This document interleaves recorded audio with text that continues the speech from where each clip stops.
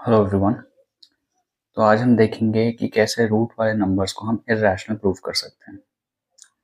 क्या सारे रूट वाले नंबर्स इर्रेशनल होते हैं? नहीं। ऐसे रूट्स जिनके आंसर पॉसिबल हैं, रूट 4, रूट 16, रूट 9, जैसे रूट 4 का आंसर 2 होता है, ये सब तो रैशनल कहलाएंगे।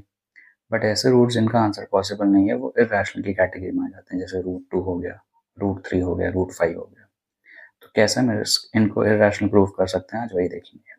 ठीक है। सबसे पहले हम अज्यूम करते हैं कि रूट 2 एक रैशनल नंबर है। ये एक अजम्पशन है। आगे जाके हम इसी को गलत प्रूफ कर देंगे तो वो रैशनल बन जाएगा। तो सबसे पहले हम अज्यूम करेंगे कि रूट 2 एक रैशनल नंबर है। ठीक है। अगर रैशनल नंबर है तो उसको हम लिख सकते हैं P upon Q, where Q is not equal to 0। एक अजम्पशन ये भी रहेगी कि पी और क्यू आपस में क्या है, कोप्राइम।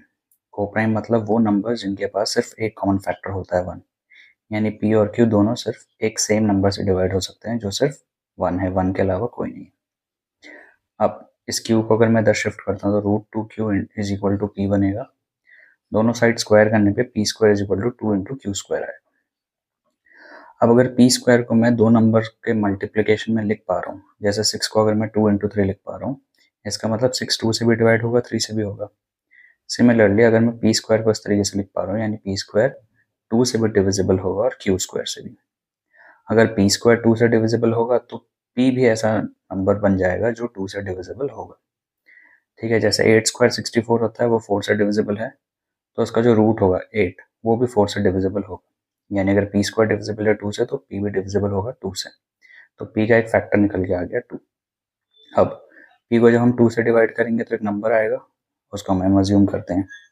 तो पी की वैल्यू आ गई यहाँ से 2m शिफ्ट करने पे, और इस p is equal to 2m को हम यहाँ शिफ्ट कर देंगे, तो ये बनेगा 2m square is equal to 2 into Q square.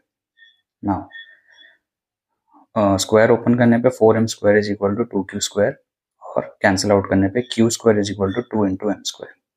जिस तरीके से P square is equal to 2 into Q square आया था, क्यू स्क्वायर भी 2 इंटू एम स्क्वायर आया, तो हम कह सकते हैं कि क्यू स्क्वायर भी 2 से डिविजिबल होगा। Again the same theorem, the same logic. तो अगर क्यू स्क्वायर 2 से डिविजिबल होगा तो क्यू भी 2 से डिविजिबल होगा। बस यही हमारा कॉन्ट्राडिक्शन है। पी और क्यू कोप्राइम थे, ऐसे नंबर जिनके पास कोई कॉमन फैक्टर नहीं है 1 के अलावा, लेकिन यहाँ पी भी 2 से डिवाइड हो रहा है, क्यू भी, यानी इनके पास एक कॉमन फैक्टर है 2। यहाँ हम बोल रहे हैं कॉमन फैक्टर एक भी नहीं है, यहाँ हम बोल रहे हैं कॉमन फैक्टर 2 भी है। बस यही हमारा स्टेटमेंट क्या करता है, कॉन्ट्राडिक्ट करता है। इसका मतलब पी और क्यू कोप्राइम नहीं थे। उसका मतलब ये है कि हमने जो अजम्पशन लिया था कि रूट 2 एक रैशनल नंबर है वो गलत लिया था, यानी कि रूट 2 क्या प्रूफ हो गया, इर्रेशनल।